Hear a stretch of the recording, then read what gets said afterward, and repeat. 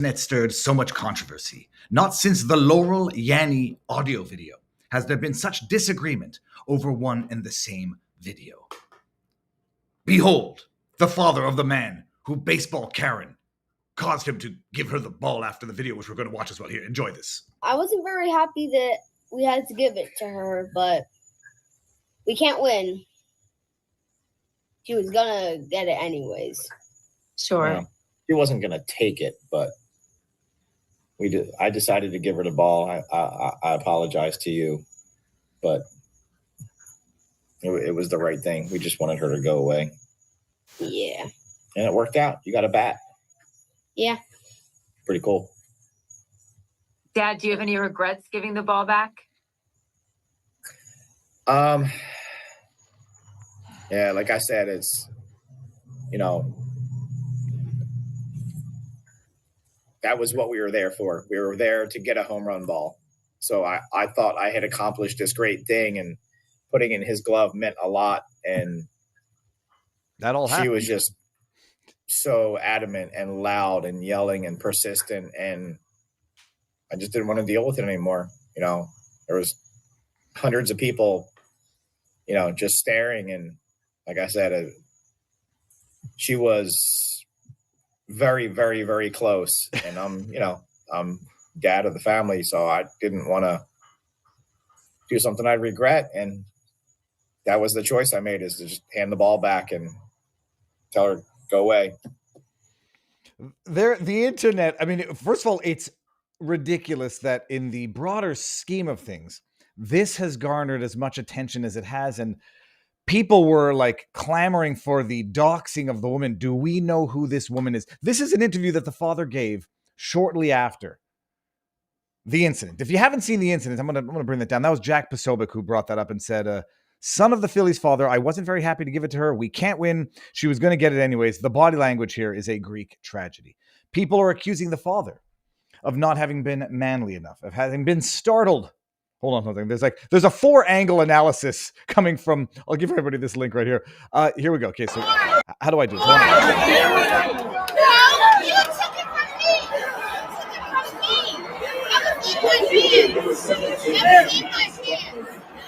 I think the funniest thing about this is that, how do I get the volume down here?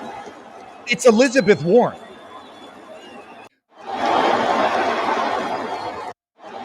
That's the moment. That's the moment. Whose hand was on the ball? Whose hand was on the ball? The old, oh, look at her. Look at her. That's my ball. You took it from me. Now, there is an angle to this here where she's quite clearly, I think the word is a bitch. I mean, she's quite clearly, the fact that it's grown adults fighting over a baseball at a baseball game. Now, I appreciate it would be a memorabilia of a moment. I appreciate that a father wanted to give the ball to his son, and then they can behold that ball for the rest of their respective lives. And when that son is an 80-year-old man, he'll hand down that baseball to his grandson, and he'll say, this is what my father did for me 60 years ago or 75. It's a flipping baseball. There's an element of idolatry to this. The viral video of the guy who got the ball, and then he, as quickly as he got the ball, he said, yes, yes, yes. And then he gave it to a girl behind him, because at the end of the day, it's a flipping baseball.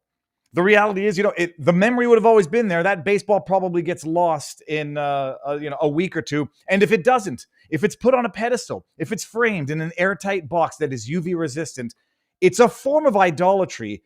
The only question is, did the father impart that message onto his son as eloquently? The internet going crazy looking to dox this woman. Now, apparently she was involved in another altercation at a ball game. Something tells me she won't be getting involved in any future altercations at ball games, because the identity of the bitch is known. I mean, she's quite clearly a foul, unpleasant person. And if it were a guy, I might even call a guy the bitch as well. Anybody making that much of a scene over a baseball at a baseball game. And I say this as someone who enjoys collecting fossils, except these are memorabilia from God and not man-made arbitrary things. I collect baseball cards or UFC fighting cards. It's idolatry, and we as mature adults should assess it as much. that she came up to him and he got startled. Some people are saying this is the end of masculinity. This man should have stood up for his son and said, I'm keeping the ball. You lay your hands on me and we'll go fisticuffs. I don't know. I'm fairly certain under such circumstances, I probably would have done something similar. And you can call me a sissy Canadian. I would have said to my son, this is a stupid ball. And anybody who places this much value over this ball clearly has something else going on in their lives that is making them miserable, insufferable, probably divorced. Here you go, ma'am. Take the ball. I'll go buy my son a gold baseball if I want. But that is what's making the news. My only observation is, the woman acted like a bitch. There's no question about it. I think the father acted perfectly fine. In as much as humanly possible, listen to the words of Desiderata. Avoid conflict in as much as humanly possible. How much of a fight is it worth getting into over a freaking baseball at a baseball game? It's a matter of principle. I got to show my son what it means to be a man. Sometimes what it means to be a man is avoiding conflict with hysterical idiots. Sometimes what it means to be a man is to teach you, this would have been nice. The moment has already been, on the one hand, great and achieved. I got the ball. I gave it to you. Now it's been sullied by Karen. Give her the ball. Let her have that ball as a memorabilia of her bitchiness that the world has now seen. And we will go on, father and son, and enjoy the game. In the chat over at Viva Barnes Law, they're calling me girly man. And then the other thing is, like, you guys, like, she could be a crazy, like, it's one thing to be a biatch. She could be a crazy, violent one. And I don't know, shove, and then someone falls and hits their head. I started bowling in a bowling league. And first of all, I love it. Second of all, just like that, someone at the bowling alley in the league fell over and smashed their head against the rail. Ambulance had to come the whole 9 yards. Like, a shove over a baseball could lead to unforeseen consequences that are not likely but predictable. And for what? It's a baseball. I think the moral of the story to the kid is, do not place godly values in earthly objects. This is it. Oh no, Andrew Bronco is going to do a video. You might want to, Elisha, you might want to go watch it today. There were some people saying his startled shows effeminate men. First of all, you get startled to a hysterical woman in a way that in a different way than you get startled to, like, a frothing rabid dog who's coming at your children. But that was the story of the day. It's quite hilarious in a sad, tragic way. That the internet is ablaze, trying to dox a woman, ruin her life, get her fired. Something tells me that woman has other things going on in her life that are probably going to result in her being a very, very unhappy person. And at the end of the day, the old expression, would you rather be right than happy? You could have kept that ball. Pry it from my cold hand, Itchbay. Or you have a son see that his father is not going to engage in unnecessary quarrel over objects. But maybe I'm wrong. Maybe I'm a sissy. Maybe my son would look up to me and say, Dad, I will never forget the day you gave away that baseball. My entire life would have been different had I had that ball. Ladies and gentlemen of the interwebs, we have a noon show today because I think Barnes had travel plans. Let me just see what the chat has to say about this. The dad and son definitely got the better end of the deal. Karen has proven the meme correct. She looks like Elizabeth Warren. She sounds like Elizabeth Warren. She dresses like Elizabeth Warren. Oh, they doxed her, they say? Okay. She looks deranged. The father did the smart thing. Later down in life, they will have a good laugh. Absolutely. He would have lost that ball. I mean, I got kids. What was the line from Fight Club? Like, it's the most important thing on earth. And then, 2 weeks later, it's in a bin at a Goodwill section, whatever you know what they're getting at. All right, forget it. We've done enough about that. Look, before we get started with the show today, people, I want to see this. It's not the baseball. It's the attitude. Don't stand for it. What are you going to do, Scott Halloween? You're going to get into a physical altercation with a crazy biatch over a baseball? Like, it's not because she's a woman that she's not potentially dangerous. Yeah, I mean, this is totally different circumstances, but back in Montreal, it's a story that I remember from childhood. There was a woman getting mugged in Montreal, right on St. Catherine and Peel at the ATM, and a brave man decides to intervene and prevent the person from snatching the purse of this woman. He gets stabbed in the neck and dies. And I know this because he had dogs. We used to see the dogs up at the Summit Circle. And for the rest of those dogs' lives, they were continually looking for their owner because he wanted to be what a man is and stand up for a woman who's getting mugged of her purse and a few $100. Gets stabbed in the neck, dead. One little pop in the neck. We're going to talk about this today because it's happened in another situation. Okay. She was like a chihuahua attacking. You can kill it with ease, but you shouldn't do it. Okay, enough about the baseball lady. I don't know what her name is, and I don't care to. Doxing her, this is like... There are bigger stories to put on national and international amplification, and we're going to deal with a bunch of them today. But before we get there, people, I want to thank the sponsor of today's show, and I want to bring up the QR code thingy thing that everyone is supposed to go scan because it will bring you right to the website. Kimchi One from Brightcore. I've had on the doctor. I think it was a doctor. Two of the founder, Kim Bright. They're amazing people, amazing company. And many of you may or may not know that there is a battle between good and bacteria that can determine your health, and it's going on in your gut. Kimchi One from Brightcore Nutrition is a fermented superfood your body needs to arm the good guys with the right weapons to defeat the bad actors once and for all. It contains over 900 strains of beneficial bacteria in each, what's the word? I think it's a capsule is the word, not a pill, but it's like the things in it contains the bacteria. They're live strands. I asked how they know. They tested and make sure. Kimchi One supports healthy digestion, fortifies your immune system, and helps detoxify your body. Kimchi has also been shown to reduce the risk of obesity and promote smaller waistlines by curbing appetite and naturally boosting your metabolism. Kimchi One is all natural, made in the USA, and non-GMO. It's amazing. I highly recommend it. All good stuff starts in your gut. We discovered this through COVID, actually, that the gut biome is determinant in health. Putting fermented superfoods in your gut helps every aspect of your health, your skin, your hair, your mental performance, and you can do it the natural way. Today, you can get an exclusive offer by clicking on the link below there. Go to that thing, 25% off. But if you call in at 888-501-2209, you can get up to 50% off. They have real people, real phones, and they answer all of your questions. 888-501-2209. One more time, 888-501-2209. Link is in the description. Check it out, people. Let me do one thing before Biggity Barnes gets here. Make sure he's got it. I'm just going to tell him here. Ready when you are, smiley face. I want to know what his travel plans are. Let me tell you a few things that are up and coming for me in terms of speaking events. I'm going to be in Calgary at We Unify, and that's going to be fantastic. But I'm going to be in New Orleans in November at a conference, which is going to be phenomenal. And I want to give everybody the link. It's an affiliate link because they gave me an affiliate link. And yeah, I'm a speaker there. It's going to be amazing. It's like sort of a Plan B financial conference. There's also another one coming up in Lugano, which I don't expect anybody to go to their way to see. But this one is going to be, I mean, as in getting to Switzerland is a little bit tougher. New Orleans 2025 Investment Conference, November 2nd to November 5th. And apparently, I've got the, I don't want to jinx it. I think I've got like the prime time on the 5th. It's going to be fantastic. You got Matt Taibbi, who's going to be there. Who else do I know? Saint Ange, I know from Twitter. There's a bunch of, George Gammon right over here. Oh, I'm not circling the right thing. So it's going to be an amazing conference. And I'm going to give everybody the link if you can make it down because it might require some planning. It's in New Orleans. I have never been to New Orleans. And I'm going to see New Orleans for the first time.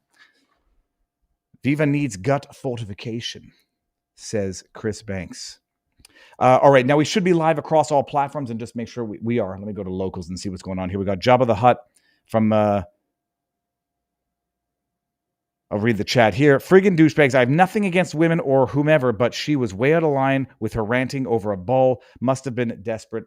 Probably was. I mean, and we won't belabor the point, but you imagine what has to be going on in someone's life for them to be such rapacious biatches to strangers who could be more dangerous than them. That's things like when someone's that crazy, you got to assume they're crazy because everyone who's sane should operate on the basis that they have no idea how much crazier the person is that they are interacting with. Okay, before we get into the show, we're going to have a bunch of good stuff today. I wanted to talk about one story that just came up. I'm doing a vlog on it. I'm going to do a car vlog on it later today, but I figured I should, tackle it while we're live today. Former Boston City councilor, maybe it's not a councilwoman, it's a councilor. Did you hear about this? This is an amazing thing where the corruption is abounds. People say, like, Viva, I posted it to Twitter earlier, or to locals, and like people are like, you have no idea how bad it is in Boston. I think I do. But if you haven't heard about this story, former Boston city councilor sentenced to 1 month in prison for corruption charges. I'm going to show you some of the info that's coming out on this is phenomenal. People are going to go with whatever angles they want to. We're just going to go with the story. Former District 7 Boston City Councilor Tanya Fernandez Anderson, sentenced to Friday to 1 month in prison, followed by 3 years of supervised release after pleading guilty to federal theft and wire fraud. The charges reduced from 6 to 2 after a plea deal earlier this year. See when they got the plea deal. I want to see who, April 8th. Now we're going to go back here. Are we looking at the same thing still? Yes, we are. Kickback scheme in which Fernandez funneled a bonus to a staff member, then took a portion of the money for herself. She resigned. Wait until you hear her apology in court. And she gets up there and sobs. And because people have bleeding hearts, when we always say in law, when they're crying, they're lying. But set that aside. She resigned on the 4th of July after entering a guilty plea and went mostly silent, save for a major interview wherein she reportedly refused to answer questions about her charges. Inside the courtroom, Fernandez tearfully pleaded forgiveness from God and for mercy from the court. This is where characterizing herself as a hardworking woman who tried to care for her family and as someone who was hesitant to speak about her charges for fear of saying the wrong thing. None of that makes any sense, but wait until you hear when she pulls out the race card. I'm sorry, she said, her eyes downcast, yada, yada. From her peachy pink hijab. Her sobbing testimony moved several people in the packed courtroom to tears. After an hour and a half, Fernandez was asked reporters to stop writing about her case. I'm asking you for the love of God. That's the second time using the Lord's name in what I would say is vain. Just let the story go. Don't talk about the corruption. Don't talk about how I broke the law, how I stole public monies. Don't talk about it. Be quiet and move on. It happened. I took responsibility. She said, well, part of taking responsibility means talking about it and sure as hell not shutting people up about it. She said, adding that the media should also strive to more accurately cover stories involving Black people, capital B Black people. I don't understand why they capitalize that. So she's invoking God. Now she's invoking Black people, saying, appealing to both. Asked for a response to receiving 1 month in prison. She said, everything that happens is for a reason, everything. The sentence handed down by Judge Indira Talwani represents a departure from both the harsher penalty prosecutors recommended and the lighter penalty Fernandez they asked for. Fernandez Anderson and her public defender, Scott Lauer, had asked for a term of probation without prison as she is unemployed and lacks the ability to pay. And with special conditions like completion of substantial amount of community service, prosecutors had recommended punishment of 1 year and 1 day in prison, 3 years supervised release, $13,000 in restitution, $200 in special assessment. In a separate sentencing manner, Fernandez Anderson's crime is especially egregious because she clearly exploited the wide and expansive discretion that she enjoyed over her office's budget to stuff her own pockets. How much do they do it for? How much is the price of one's soul to steal? Prosecutors also pointed to other issues like incidents of campaign account fraud, the omission of $11,000 in income earned in 2021 from her taxes, and the hiring of her sister and her son in her city council office against city policy and ethics rules. She was ordered to pay $5,000 for that violation. Her bribe scheme cannot be chalked up to inexperience or ignorance. Instead, it is part of a pattern of putting herself first at the expense of her constituents. You know what the truly kick in the teeth part about this story is? That the aggregate knowledge of the interwebs pointed out. Here, hold on 1 second. Let me bring it up here in my in the replies to my tweet. She lived in the U.S. illegally for 30 years, and I cannot vet this. This is just a reply, but there seems to be some substantiating evidence in it coming from Wikipedia. Became a naturalized citizen in 2019. She should have her citizenship revoked and be deported.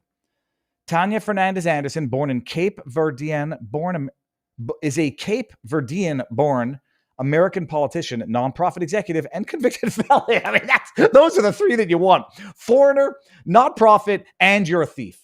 She served as city council of Boston, yada, yada, 7th district, a Democrat. I'm not saying that only Democrats are guilty of crimes, people, but my goodness, there seems to be a propensity for being guilty of crimes and defending criminals. We'll get into it. She was elected in 2021, yada, yada. She was the first practicing Muslim and first former illegal immigrant elected to the council. I mean, how much worse can someone be to represent their community? This is, bringing it back a little bit to the beginning before Barnes pops on here. I was at a casino with my father because we used to go to this place called Turning Stone Casino up in northern New York State. Not actually for the gambling, for the golf, because they had the best golf course I've ever been to. And we did play a little bit of poker, but within very cheap limits because I do not like losing money. Let the stereotypical jokes go. But then what happens is we're at a table and there's a very drunk Hasidic Jew, black hat, payas, everything, tzitzi, acting very badly, representing a very clear, identifiable community badly. And my father says to me in a very loud voice, because it wasn't directed to me, but it was directed at me. He says, son, you have to remember that you represent a community with a shared history of 5,000 years. Describing the Jewish community. Now, he was saying it to me loud enough for the guy to hear. And the guy knew. He's like, what did you say? And my dad's like, no, nothing. I'm just talking to my son. You come in as an illegal immigrant representing the Muslim community, wearing your peachy pink hijab, and you steal shit that is public funds. And then invoke the name of God while you've literally desecrated the God you purport to believe in. I can't imagine anything much worse than that. And then black people. Stop covering the story and in the name of God and black people. All right, well, that's it. Robert is in the backdrop. Let's see when he's going to pop in. Anytime. Let me see what's going on in the tip questions. We got a tip one that says, rare photo of Viva covering for Barnes when he's a bit late. Hold on, I got to show this one. This is from our vivabarneslaw.locals.com community. Robert, hold on 1 second. This is classic. Yeah, this is I know the crowd starts claiming Barnes, and then they're like, "Shut up, Viva! Bring on Barnes." That's fantastic. Thank you very much, Robert. How goes the battle? Good. So, do I ask you have travel plans this afternoon? No, I know what it is. I got a birthday party. I got to go to. Okay, awesome. But I thought for a second it was an important game that I was not aware of. How did you do? My picks for yesterday's fight were slightly over 50, but not particularly good. No, I think they were profitable. I think they turned out profitable. I think they did because the one I picked, the Imavov. Hold on one second. Yeah, it was Imavov for the win. That was one I took a little flack for, but so long as I'm slightly better than a monkey throwing darts at a dartboard, I'll be happy with it. But I am happy that Benoit Saint-Denis won, even though I didn't vote for him or pick him because. Hold on. I was like, oh, yeah. I've got a Benoit Saint-Denis, numbered 11, 19 of 25 people. So Benoit Saint-Denis, the Frenchman, defying what the French have historically done, actually won in battle by submission. All right, Robert, how goes it? What do we have on for the menu today? So I think that the top topic at the board at vivabarneslaw.locals.com was about vaccine-related issues. We have the Supreme Court maybe considering a petition concerning the religious exemption. We have Florida stepping up and taking even more dramatic action concerning vaccine mandates for school children. And then, of course, Robert Francis Kennedy Jr. was in there up against the Senate as Big Pharma continues to try to conspire to get us further down their path. So we get the vaccine issues. Second set of issues is all the different another quartet of Trump decisions this week. Some good, some bad, some restraining, some loosening. So we trying to change foreign aid funding, trying to change immigration policy again, trying to dictate who he can put on certain commissions and who he has to remove and so forth, even personnel decisions. Then we get, of course, that Judge Breyer that decided that he was going to weigh in again. Even though he got reversed, he went forward with his show trial and decided he had a decision about how Trump was using the National Guard in L.A. D.C. is suing Trump about how he's using the National Guard in D.C. And now Trump is talking about maybe using it as a model across the country. So we have all the legal issues there. Then we have, after the school shooting, or church, I think it was at a church technically, we have basically another proposal for red flag laws, but this time disguised as a ban on trans owning guns. We have all the issues there. we have. I guess we're going to go. The one issue that blew up over the weekend was our use of force in Venezuela legal or not, or in the international waters off the coast of Venezuela. We've got that. We've got Bolsonaro's going to go on trial in Brazil.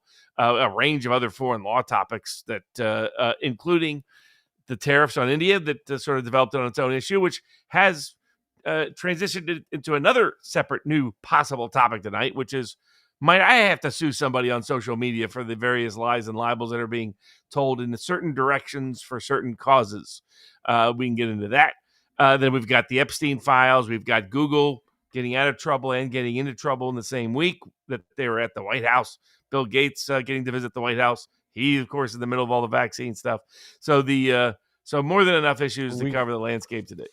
If we start with one that I don't know if it's on the menu, but it was in your the Barnes brief on Friday, which I did not catch the update on it. It was John Bolton.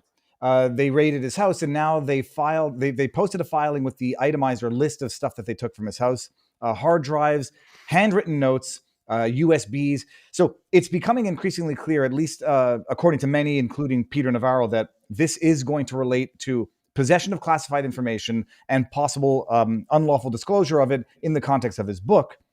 The question that I had in this was, to the extent he was in possession of classified information, we don't need to worry so much about the 5-year statute of limitations, because that runs continuously so long as he possesses it unlawfully?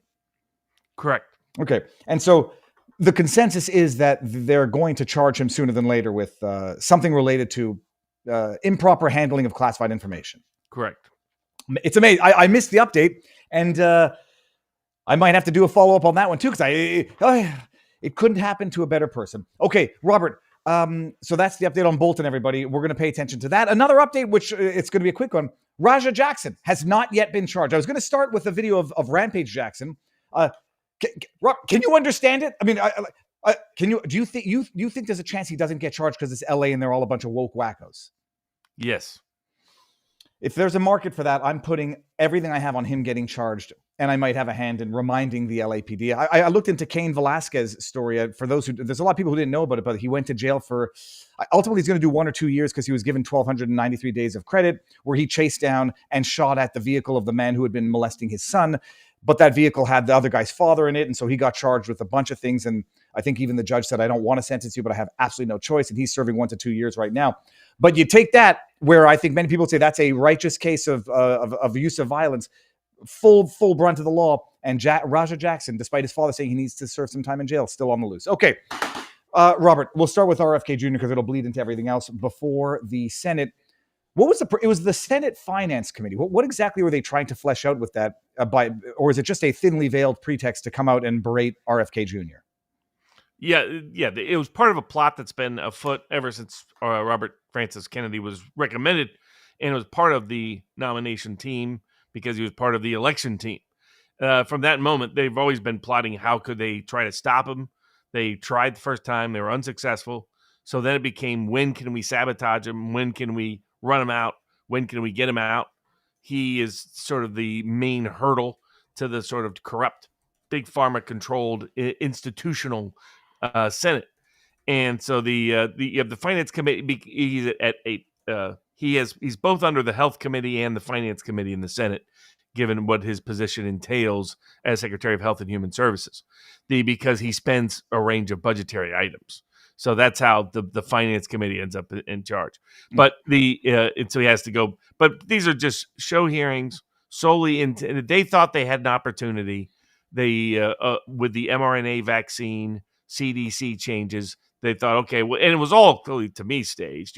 CDC was going to refuse to go along with the orders of an elected president and his nominated and affirmed by other elected officials, secretary, in terms of enforcing it. They were building up to it, trying to sow doubt with Trump himself, the attacking sort of any other challenges. So they were just looking for an opportunity, and they thought they had one. They really didn't, because politically the country is behind what Robert Kennedy's doing. That's a big reason why the Republicans are in the House, Republicans are in the Senate, and a Republican is in the White House. So was the sort of Maha portion of the MAGA movement. And it was always popular within MAGA to just add additional voting constituencies to it. So but it's no surprise that they were always going to go after him. They're going to continue to go after him. There's no good grounds for it. There's never been any good grounds for it, but that won't change who and what they're about. I just want to, I'm going to bring it back to the beginning again because we kind of Elizabeth Warren, a baseball Karen. Listen to this. I won't play the whole thing. Denying people vaccines. We're not going to recommend a product for which there's no clinical data for that indication.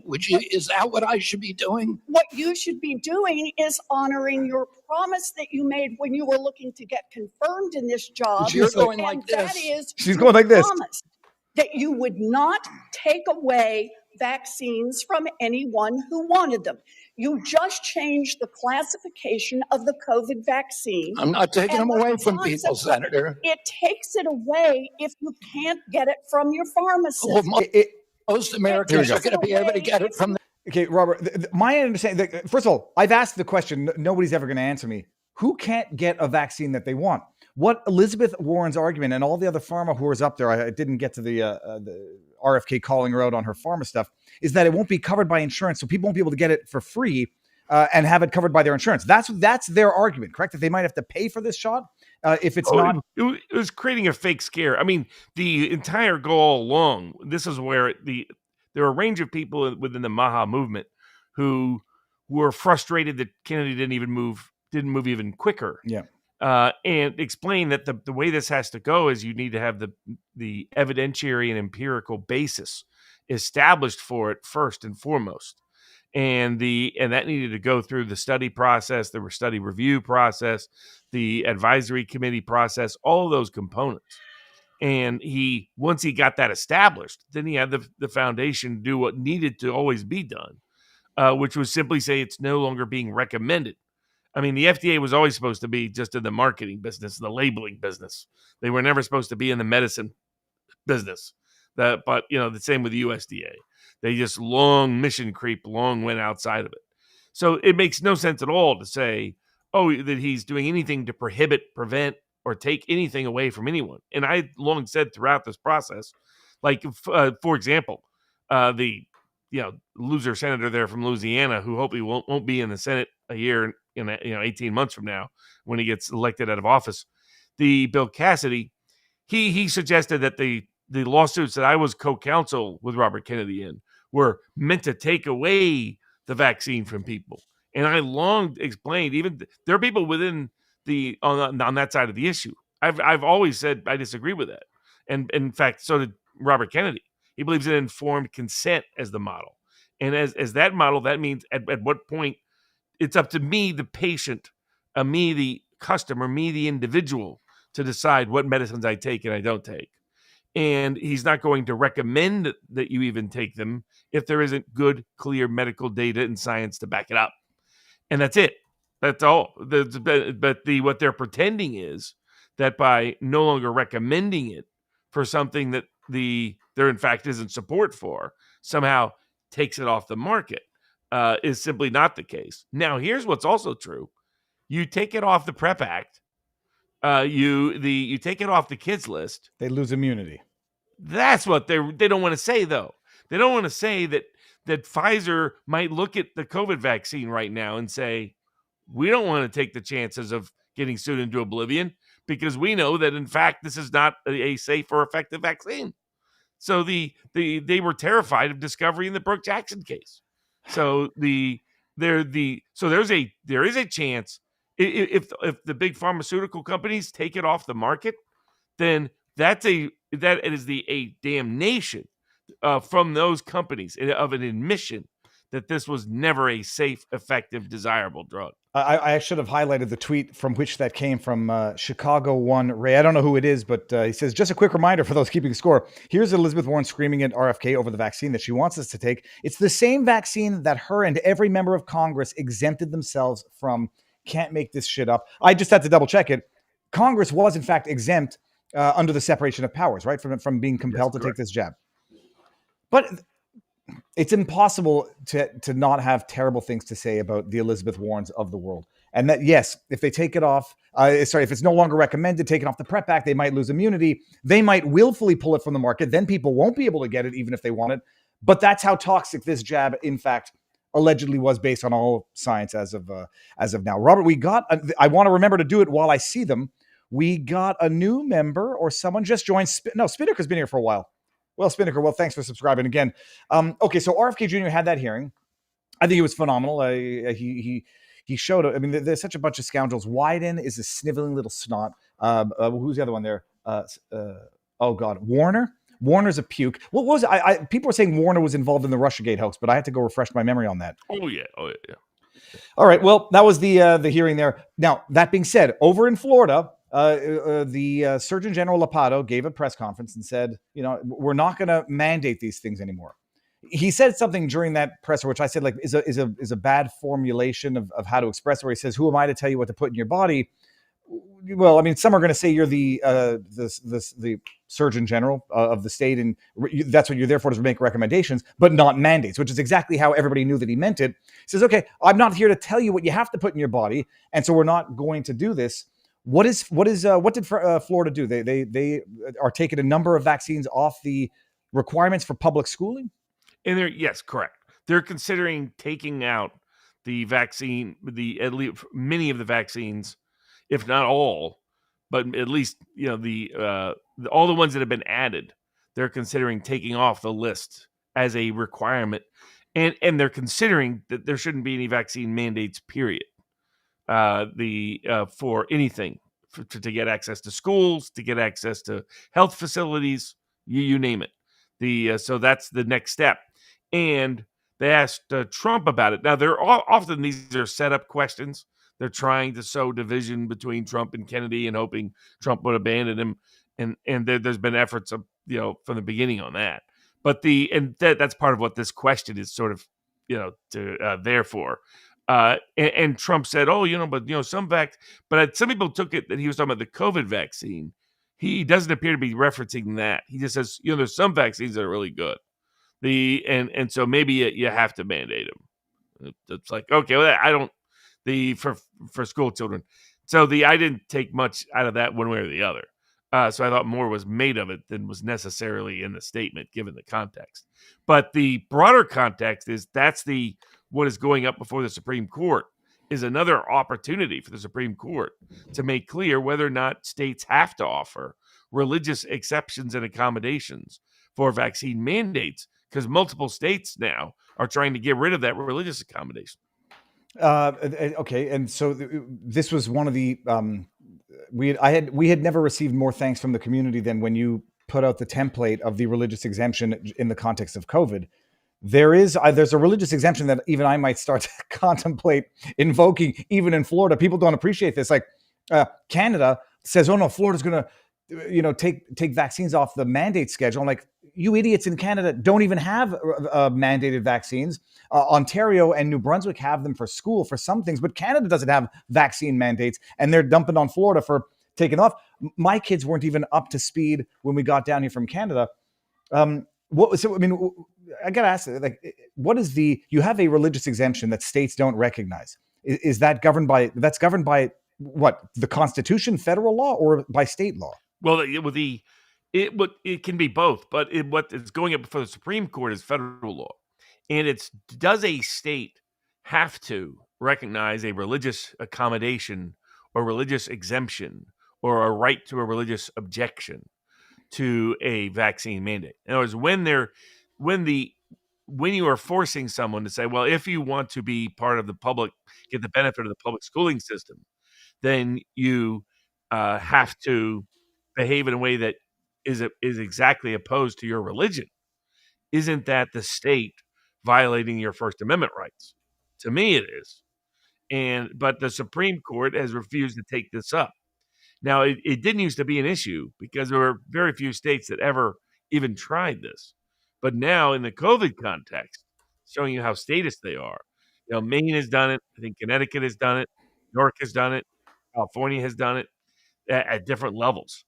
And so all of a sudden, if you want to, if your kid wants to go to public schools, or maybe needs to go to public schools, or in some cases legally obligated to go to the public schools, have the means to afford another form of schooling that is satisfactory to the state, then you have to subject your kid to medical experimentation. and more people are wondering about that. And that's the other thing that they all know is coming down the pipe, which is why they were pushing so eagerly right now to push Kennedy out. Is the autism report is coming, and the autism report, as Dr. Robert Malone was talking about, relates to a study I read many years ago that originated in trying to figure out the autism in Cuba. And now, I mean, what Dr. Malone is talking about is speculative, so we don't know.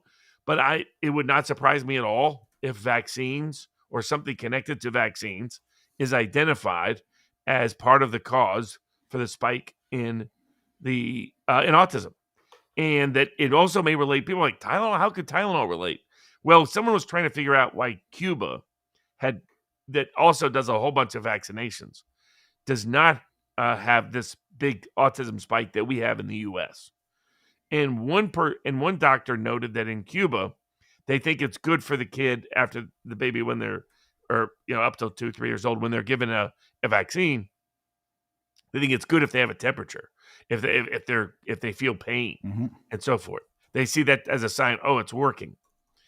Whereas in the U.S., for apparently beginning in the 70s, this changed in the U.S., where they just started giving out Tylenol like it was candy, and to avoid a temperature, to avoid anything, I guess that's the explanation. It's never been fully developed how that all happened, but it's that he saw a connection.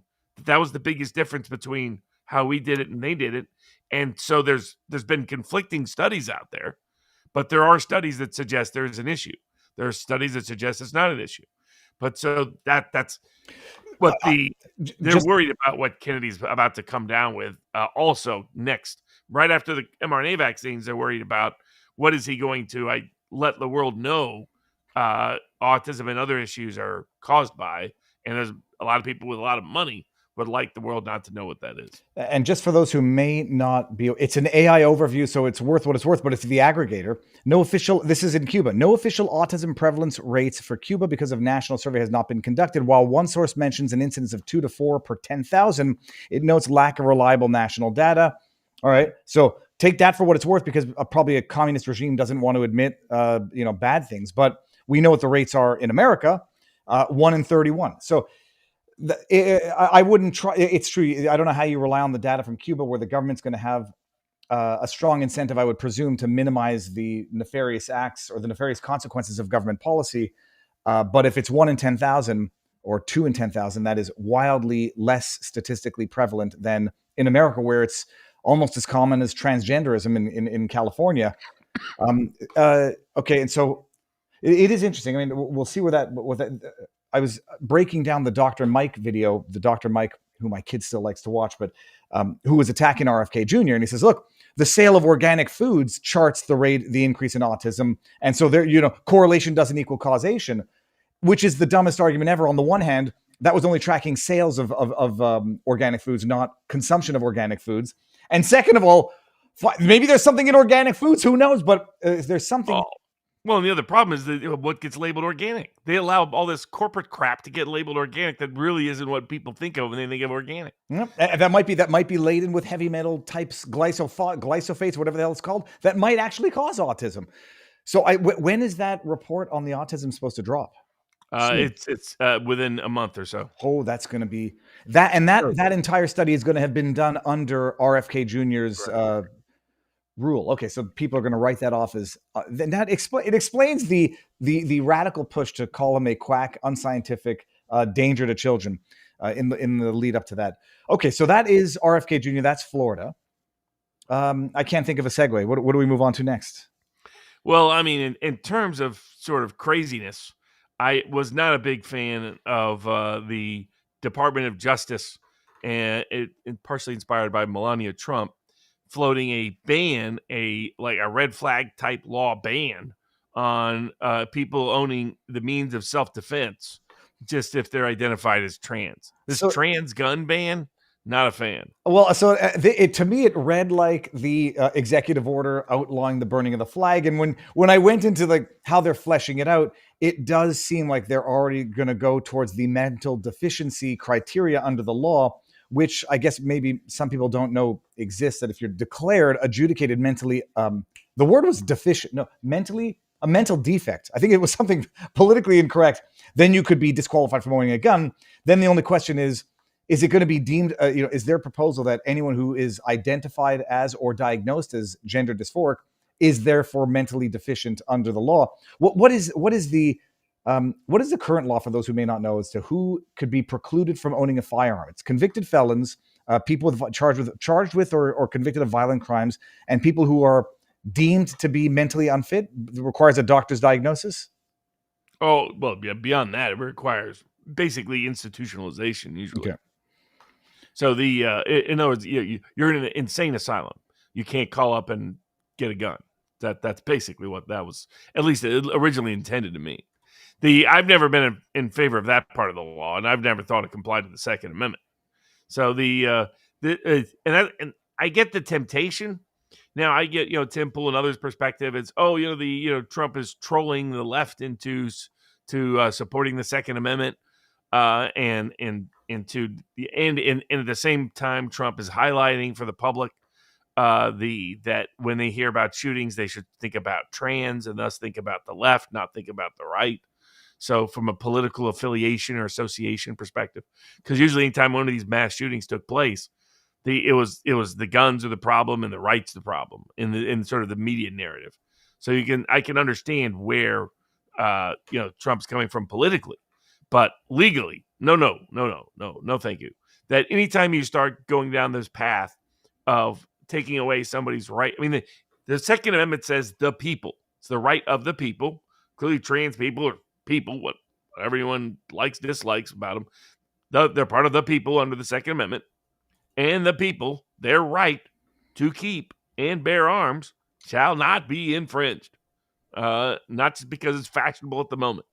And so, not a fan, and I hope we shoot down, pun intended, this red flag trans ban. Well, I think most people don't actually appreciate what's already on the firearm form here. This is the application for federal firearms, and it's mental defective is the word. Have you ever been, I didn't realize there are so many flipping questions on this. Have you ever been denied a federal firearms license? Have you ever been adjudicated as a mental defective? I mean, it's such a bad, or have you ever been committed to a mental institution? Right. So it's basically institutionalization. The only time you'd be adjudicated mentally ill is that, I guess you could be acquitted by reason of insanity. Then you've been considered insane. Can't get a gun either. And I get that logic that the identifying going down the path of expanding that, saying, let's think about anyone we want to think of as great. If the government also, who gets the power? It's amazing the number of people who get excited about how power can be used without thinking about whether we want to give the state that power to begin with, just because we might have political control over the state at the moment. Mm-hmm. That's I don't want to give the state the power to decide, well, we're going to decide that if you oppose vaccines, you're crazy. And that means you can't defend yourself either, and no more gun rights, because this is as slippery a slope as it gets when it comes to constitutional liberty. Well, and for those, I mean, I appreciate people were going with the angle of the mental illness argument. Okay, they're diagnosed or they're clinically gender dysphoric. Well, then the question is like, what mental illnesses are you going to want to use as a pretext to prevent someone from owning a firearm? OCD, generalized anxiety, and then some others were saying, or my angle was, okay, well, forget the trans aspect of it. I would say that the people who commit these shootings are probably more likely on SSRIs or some form of psychotropic medication. Then if the government says, well, okay, fine, that'll be your mental deficiency to preclude you from owning a firearm. And then, lo and behold, there are a lot of people who are taking SSRIs that if you push this to where it logically leads, would lead a lot of people to be very, very pissed off about it. And it's not because, someone has whatever mental delusions they have does not make them a danger. I think what, the clinching factor here, RFK brought it up. It's not the transgenderism. It's not the guns. It's the psychotropic medications that are being wildly overprescribed that eliminates that trigger that people had, or the prevention that people had, and pushes them to do it. All right, so I didn't like it either. I think it's stupid. But whether or not it's a 3-4D level troll to get the left to start defending gun rights. For those who say that, you don't do trolls that compromise your own integrity. That's not how it works. You make certain strategic mistakes, like maybe the one with Jerome Powell, where Trump said, oh, the building costs $3.5 billion, you're over. It's like, oh, no, actually, that was 2 buildings. Well, that's a type of mistake that proves the point, not this. Okay, what else? Well, speaking of Trump and speaking of the courts, Robert, what happened this week? Not Boasberg. It wasn't Boasberg, although I think we're going to get to him in a second. Judge Breyer got his revenge, in which he declared, okay, I can steel man both sides of this. It's the what is it? The comitus. What's the law? Posti comitatus. I'll never remember it. It's from what I understand, if I can analogize it, it's sort of like the Emergencies Act, where if the feds invoke it, they can bring in the National Guard to assist or take over where local law enforcement has been unable to enforce the law. I'm going to say Kame Patatus, and everyone's over Kuma Patata. Trump did it. Breyer initially issued something of a TRO that he suspended himself. It said Trump can't do this. Turn back over the control of the National Guard to the state. What's his face? Not Comey.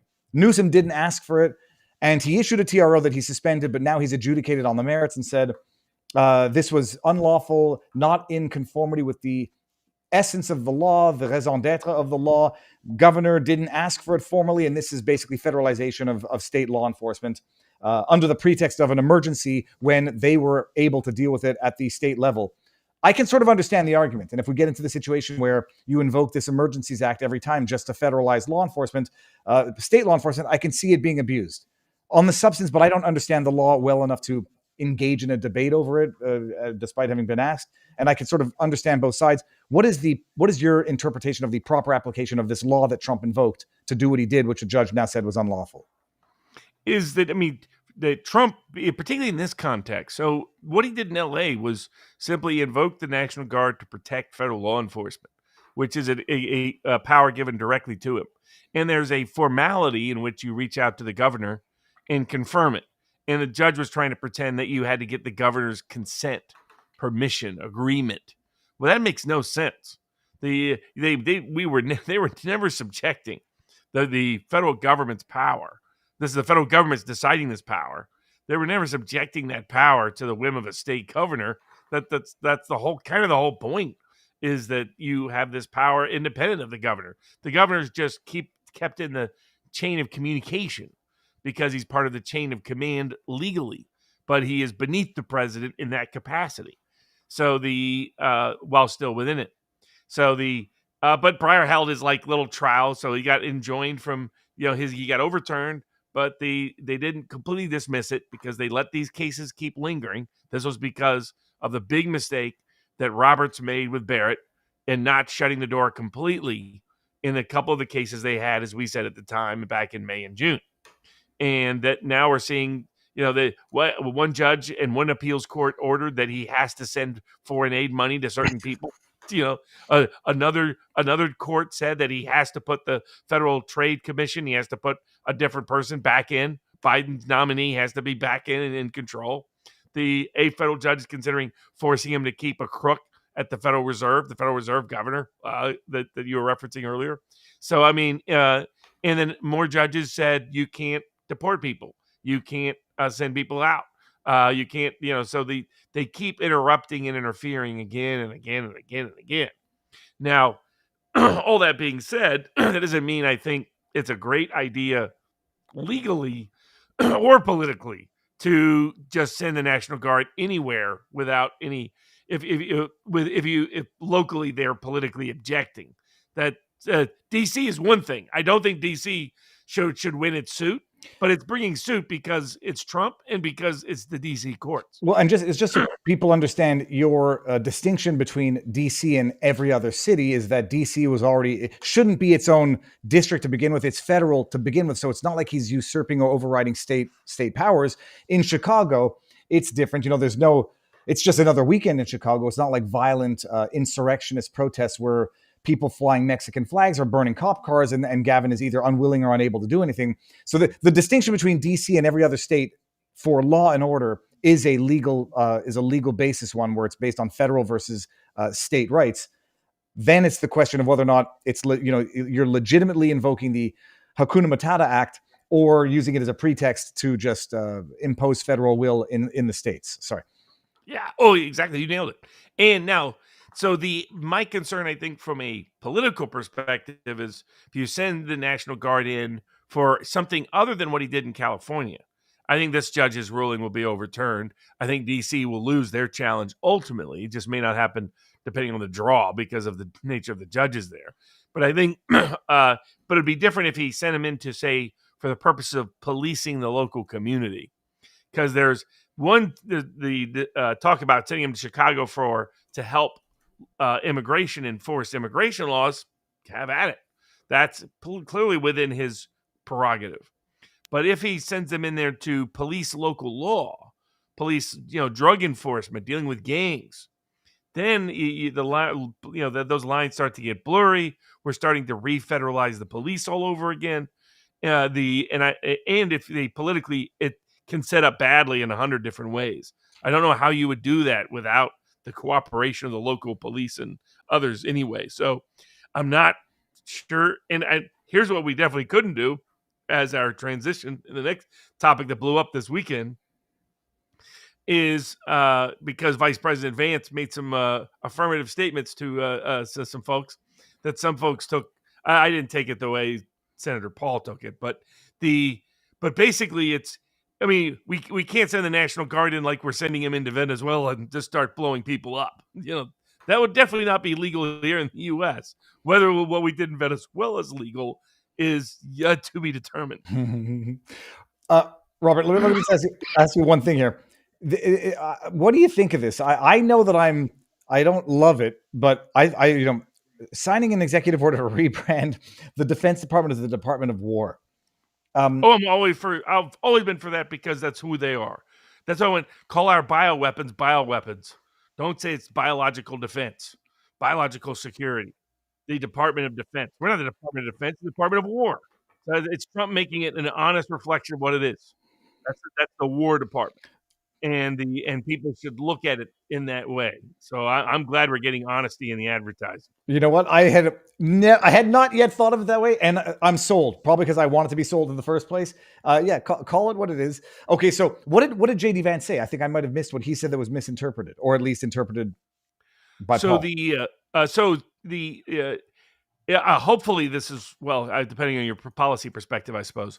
So for those unaware, we've been building up military assets along the coastline of Venezuela, including, sending what appear to be troops and other people to Puerto Rico. There were some that thought this might be an effort to overthrow the government of Venezuela and install a different government there on a range of pretexts.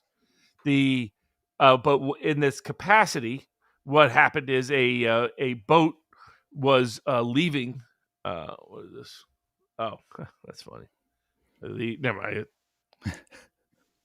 I'm still here, right? Yeah, you're still there. You're still here. It's been glitching a little bit on Rumble, but only in terms of the numbers that everyone has been able to view.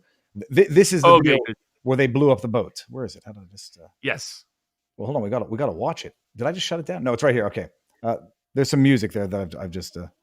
So the question is, hold on, get this out of here. Okay, so this is purportedly a drug smuggling boat with TDA gang members on it. That's quite accurate firing right there, and it goes down. People are saying, "Oh, is this what we want now? Extrajudicial killing of gang members? How do you know they are who they are? They just blew some fishermen up and called them TDA terrorists." Okay. What's your take, and you were going with this?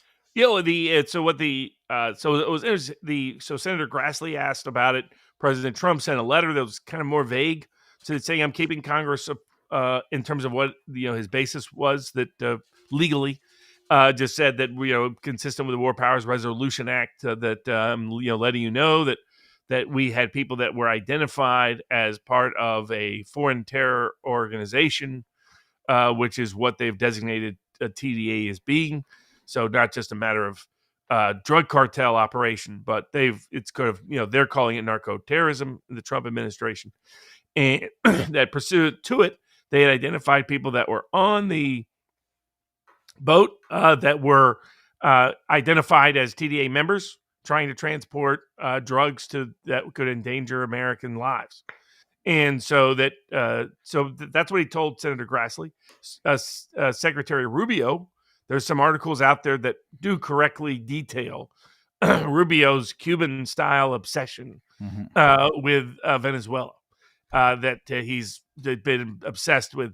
He's as obsessed with Venezuela as, say, Lady Lindsey Graham is with Ukraine. I think Paul Dan's put it well, who's challenging Lady Lindsey there in South Carolina. He said, the Lady Lindsey's had a long time love affair it's just with a foreign country, but rather than the more traditional kind. So, but and in that context, Vice President Vance took to social media and said that he believes a very good use of the military. He could imagine few better uses of the military than taking out drug cartels that are flooding America with dangerous drugs. And I think it was Brian Krasenstein is one of those, the Krasenstein brothers. Oh yeah. Yeah, they're kind of weird looking to me. They're weird, and I say weird in every respect, in the actual sense of weird, but it's, I think, also stupid, because I won't forgive them for their 86-47 shit and some other things that they've done. But yes, so one of them responded to Vice President Vance with, "Oh, you're justifying murder," and Vance just responded to him with some artful phrases. Said, "I don't give a shit about you." About your opinion, Constantine, or what you think of it, I think is what he said. And that was somehow misconstrued as Vance saying he doesn't care about whether or not we're murdering people. He's saying that, obviously he's saying that the shit in question is Mr. Krasenstein himself. So so that's how it kind of became an issue. Senator Paul responded. Here, actually, I hadn't seen it because I muted the Krasensteins on my channel, on my Twitter feed. Killing cartel members who poison our fellow citizens is the highest, best use of our military. Killing the citizens of another nation who are civilians without any due process is called a war crime. I don't give a shit what you call it. But what I love is, what due process do you expect to get? And what Krasenstein missed is the focus for Mr. Kras was on the you, no, not the label. You're saying I don't care anything. The source of the opinion is such without credibility as to not be concerned with the opinion itself. I guess we have to Shakespeare it for Krasenstein there, so he can understand it in some language and words that he can hear and process. I love Jack Bozo here. Hold on. This was Pozo's response. This is the Giga Chat. Okay, sorry. All right, sorry, Robert. Yes.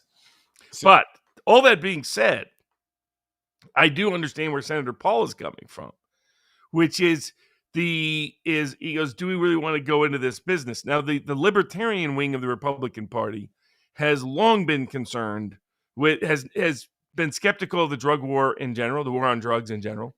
And I share their skepticism just from studying it for a long time and seeing that the only countries in the modern era, in the last century plus, that have successfully completely suppressed drugs or alcohol are totalitarian countries, or countries that choose totalitarian tactics.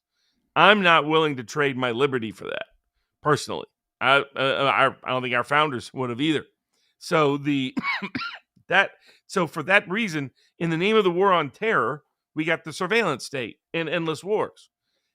Are we going to get the same thing in the now endless war on drugs?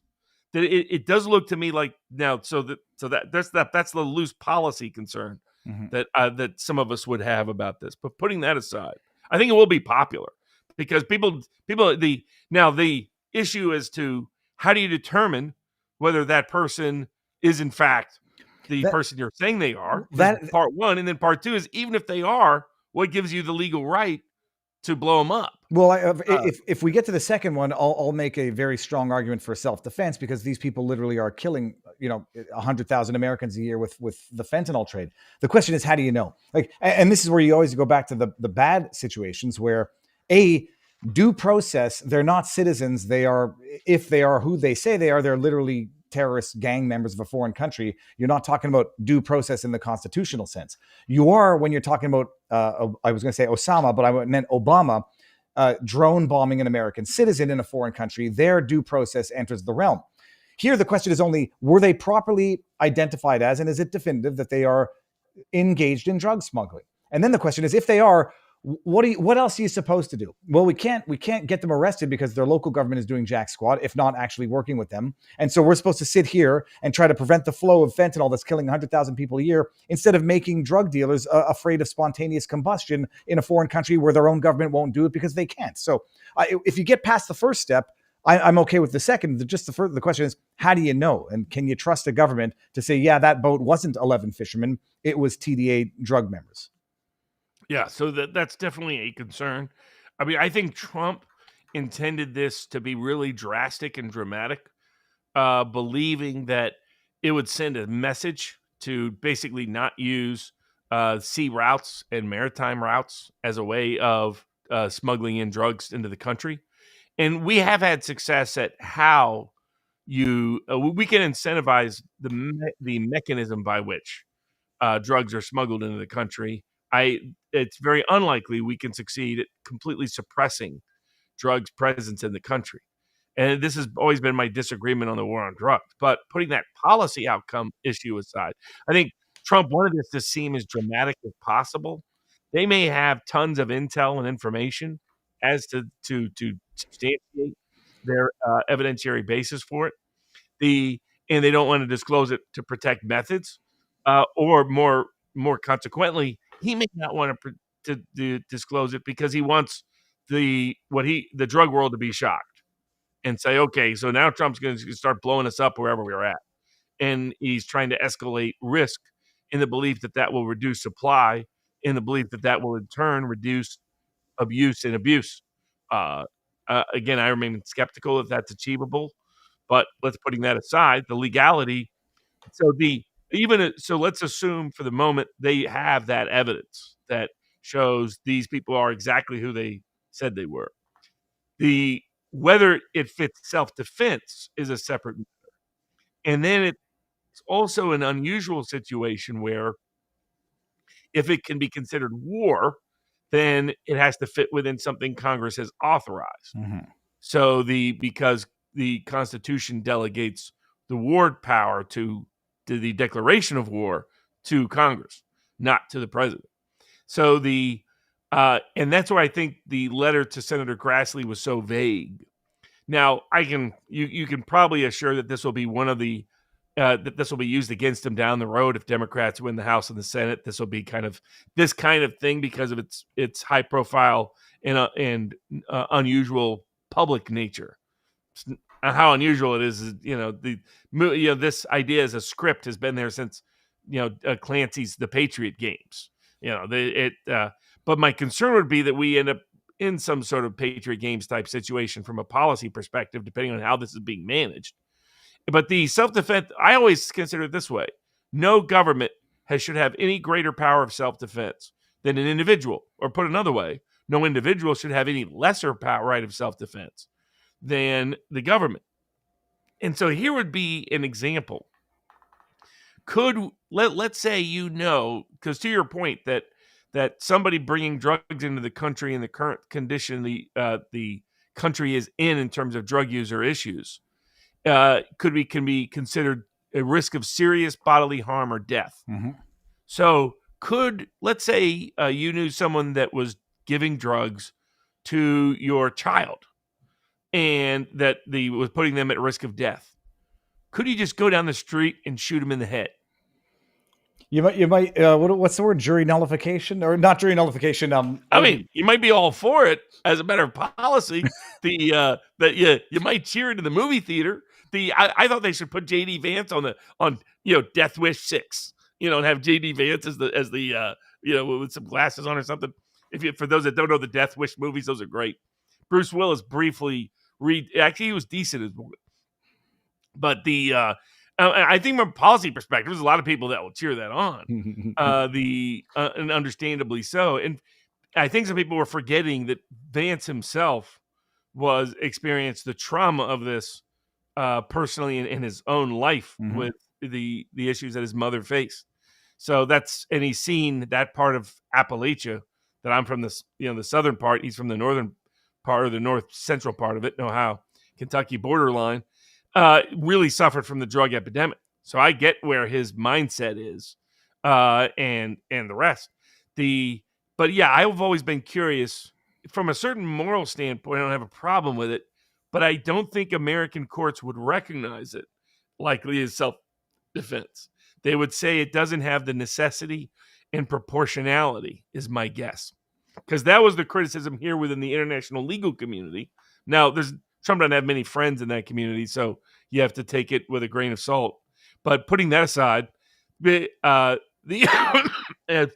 the same people on the libertarian side, Ron Paul, Rand Paul, they're going to be unhappy with this. And the reason they're going to be unhappy with this is for the same reason they were unhappy when when Barack Obama did it. So before J.D. Vance's comments here, when Barack Obama, the drone bombed a U.S. citizen on the grounds that the anti-terror authorization of the after 9/11, which said you can go after anything Al-Qaeda or 9/11 connected, which extended basically to waging war throughout the whole Middle East and our war on terror.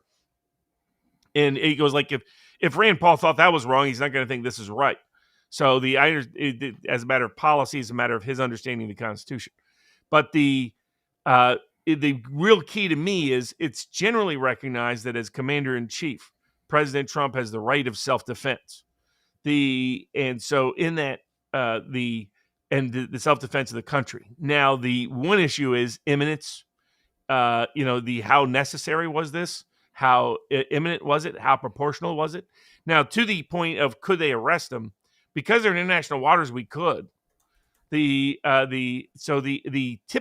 the Coast Guard handles all of this drug interdiction on the U.S. coastline, and as well in international waters. And they'll sometimes work with the Navy and other military, but more limited military role. And they'll put their light on them, try to detain the boat, try to board the boat, try to search the boat, and then arrest people and arrest the boat as needed. There's no law enforcement authority in the U.S. for just like the Coast Guard deciding, oh, we're pretty sure those are bad guys, let's blow them up, unless they knew something that unique, like they have a bomb on there or something else. I don't think just drugs themselves would justify that use of force in the U.S. So then it becomes, is it justified because it's in international waters? Is it justified because of some set of facts Trump knows that we don't? But I think it would be a difficult case to win, even though people might be sympathetic with it morally. But using the analogy of shooting the drug dealer trying to provide drugs that might kill your kid, morally, I think people would be very sympathetic with it. Legally, I think it would be a tough self-defense case to sell with an existing law because it puts such an focus on imminent risk, on necessity, on proportionality, and so forth. It was jury nullification was the term I was looking for. Just make sure I had it right. I noticed one comment that rightly observed the boat's got 4 outboard engines, which is not typical of a fishing boat, unless you're those speed boats. Yeah, you're trolling for marlin. They're usually drug boats. Okay, but it's like it was like I was like there were people who were eagerly celebrated, and I was like, whoa, there's a lot of risk here that I hope has been thought through at the White House.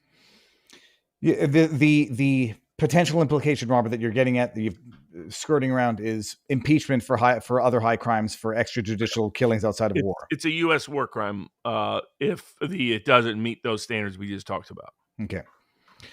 I'll say interesting on that one. All right, now hold on. What else did we have up here?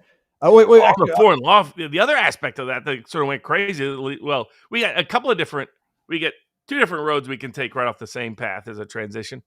One is the issue that blew up about whether people were lobbying for India, and then how that led to people libeling a bunch of people, including yours truly. Okay, and we'll get into that. And on the other hand, hey, another prediction of ours came true. Speaking of foreign corruption, remember that Russiagate 2.0, Lauren Chen, remember? Absolutely. Okay, hold on. Before we get to that, let me. I realize I'm well behind on all of the chats in the house here. We got Rumble Rants. Old Man Toby says, could Trump declare war on these countries, then allow the trafficking of the drugs, which I would call chemical weapons? We just discussed that. Super Buff Shaft, probably the best name out there. Love and respect. I begged you guys to interview Jovan Pulitzer to expose the truth about the Arizona audit. They need help. Please go over. Let me screenshot this. Give, send, go. Save the evidence 2020. Eric Boyum says Rumble under attack from many different places and countries. Yeah, I noticed that. We were at one viewer for a while, but it doesn't make a difference. Everyone's here. She also bought fake social security cards as an illegal teenager. She's a repeat criminal. That is going back to the original story. There were a couple of chats over on CommieTube that, I DM'd someone because I missed what happened with the India thing. I just know that a bunch of people were posting seemingly identical comments in short order. We'll get there in a second. Trump's tariffs didn't bring back jobs. Manufacturing is down. Inflation is up. And the economy is tanking. The wealthy thrive, but what about the rest of us struggling daily, asks all atheist miracle. Do we agree with the premise of that super chat? Hep B is mostly spread by feces, says David DeHart. Maybe that's why the bald black leather chains guy is obsessed with it. And then I can't bring this up. I've screenshotted them. If Kennedy wants to remove chemicals from our food supply because we know they're harmful, why doesn't he remove the COVID jab since they're harmful? Take it if you want it, I guess is the answer. And if you want to eat... He's removed all the recommendations. He's done what he was smart and what it was within his evidentiary and legal basis, within his informed consent model. That, again, Kennedy's models have been the same all along. It should be your right to decide. He's not here to take things away from you. He's here to empower you, not restrict you. It was. But also, you want not lithium. What's the stuff? Fluoride. You can still get it. They just should take it out of the water. Robert, so I'm going to pull up the tweets. Maybe I can. The scandal, I missed it. I recognized a few names on it on the accusation thread that a bunch of people, seemingly simultaneously-ish within short order, were all putting out a tweet that was, in some cases, verbatim to what someone else was putting out, saying, why are we making enemies of India, whatever. I'll get up the tweet in a second. And then accusations of them being paid by the Indian government to promote pro-India propaganda. It was disclosed, confirmed, and then they became public enemy number one for a brief point in time until something else happened on the internet. What is? And I DM'd someone asking in person, like, just because I missed the scandal. What is the accusation? Either that they don't have control over their accounts, that they're getting paid, because I don't know. People simultaneously posting the same message. I've seen how it works where people say, hey, man, could you, Barnes is coming back in a second, where they say, could you tweet this out and make it your own? I'm like, no, thank you. Which it might have been something like that where they all do it. I don't understand how people are so stupid that they actually post identical messages or not appreciate if they're cutting and pasting. So is somebody else. What happened? So, well, it's not crystal clear what happened, but in multiple cases, they started taking different people's accounts and information and saying anybody that says anything pro-India is secretly on India's payroll. And it was like, what? And so there clearly was some form of lobbying effort. Purportedly, Jason Miller was, hired by the Indian government or somebody. There's some, at least public reporting of that. Can't confirm it, but that's what's out there. The governments are doing this all the time. All the governments are doing it. There was an effort to say India and the U.S. should not be hostile, and so somebody was putting that up. And then what was happening is what often happens is if people that agreed with it would post as well, and they're getting thrown in to the whole category. And then somebody, yesterday, even though I think it was Adam Townsend, who I've appeared on his podcast when he was doing that back in the day. Someone asked him about me, and he seems to suggest that I'm getting on the foreign payroll. Well, let me I'm like, buddy, I run a limit on this. It's like I get the calling out paid influencer campaigns, but people would just throw everything in. Take Election Wizard, for example. He opposes the current policy that we're doing on India because he thinks it's just pushing India closer with China and that's not in our long-term geopolitical interest. So he sees a bunch of people posting on India. He shares that he has that same opinion because he's had it for a while. Election Wizard came down to the 1776 Law Center event, was very gracious with his time, volunteered his time for it. So those people got to meet him. So as soon as I saw people trying to accuse him of being on the payroll, okay, it's like, oh, now this seems like everybody who questions Israel is working for Qatar. Everybody who questions the Ukraine war is working for Russia. It sounds like that kind of anybody who's skeptical of this is working for a foreign government. And then with me and other people start getting thrown into it, that I know Election Wizard didn't, and he said, look, I didn't take any money. I had nothing to do with that. But, because everybody's blowing up about it, I'll just take it down. Fine. Also these people are talking about India policy wise on an issue that isn't the issue in place. And they don't realize that their hostility to legitimate issues concerning India is being abused to perpetrate and continue to stick us in that stupid Ukraine war, and is blowing up geopolitically in front of our faces. Robert, I got to bring it up just before it disappears. You backed Rekieta. I can't believe anything else you say. First of all, Project H, I'll lump myself with your wisdom. We were right about Rekieta, so you can go, suck on a lemon. And second of all, you're still here, so obviously you get something out of this. No, I love the haters and the trolls on that stuff. But it was like let me bring we've this got up. to be able to dissent, and so like there were some of those accounts that were true, but other ones that is exactly what Election Wizard believed and has said for a while. So what you have is you have. It's what you've been saying for a while, but some of them were verbatim. I want to see if I like. First of all, I don't like this type of gossipy crap. Some of them were verbatim, cut and paste, and I can't remember. India has always welcomed Trump with open arms. Hitting India tariffs won't punish Moscow. Now hold on. See, like Election Wizard says, the fake news is trying to paint India as the enemy. Why? It was not the cut and paste. India has always said President. Like they started throwing anybody who said this together, and it's like. Okay, first of all, some of us have been talking about this for forever. So this is not part of any kind of campaign. But the other part of it, they're ignoring that there's a ton of money being spent on the other side of this aisle. The deep state war machine is the biggest influencer on the planet in terms of spending money in the U.S. and outside the U.S. But it was like some of these people are starting to get loose. Like I think Townsend thought he could just post whatever, and I was like, pal, at some point. Different one, we're going to start taking action on this. I mean, I've hit my limit. I'll take we'll see how it goes. But the people should be wary of the immediately suggesting that anybody who has a dissident opinion on foreign policy is secretly being paid by the foreign government. That is the least likely outcome, because when the political establishment in the U.S. is against that foreign nation or country, ain't nobody taking money from them, because they're put right under a microscope and driven out in that respect.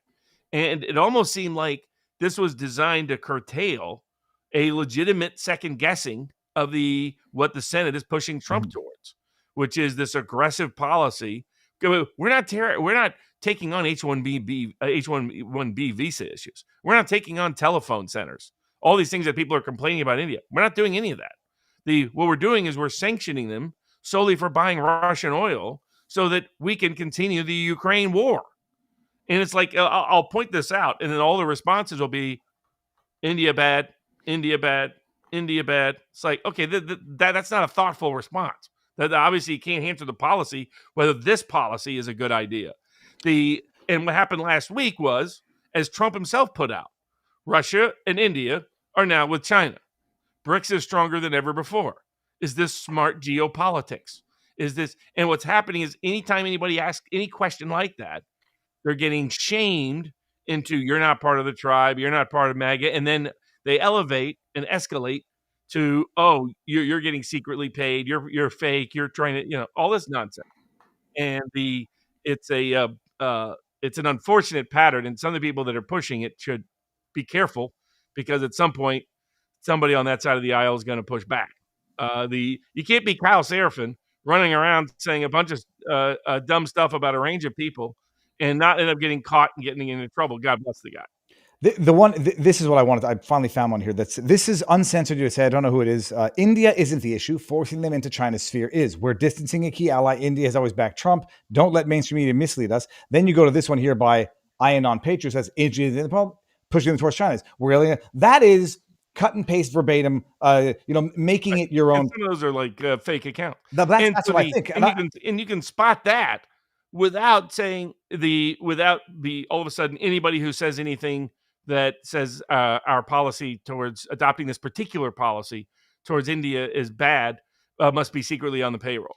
And it's getting out of hand. It was the go-to It's the old emotional response. It's you can't have a geopolitical honest conversation because it's, oh, you're for the other side, and no one's for the other side.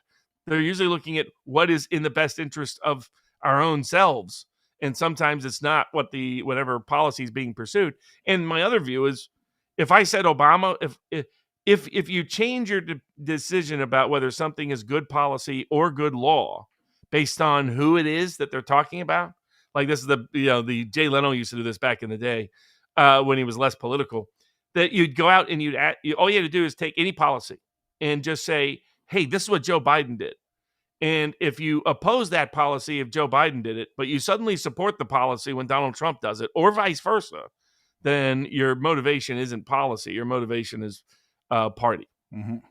Hold on, I had to do something. Oh, that's okay. Before we get to the other side of things, Bolsonaro, I realized we should. Oh, and one other related aspect to that too, also, is the other foreign policy aspect is the Lauren Chen news. Oh yeah, no, we're gonna get there in a second. Let me read a bunch from Viva Barneslaw.locals.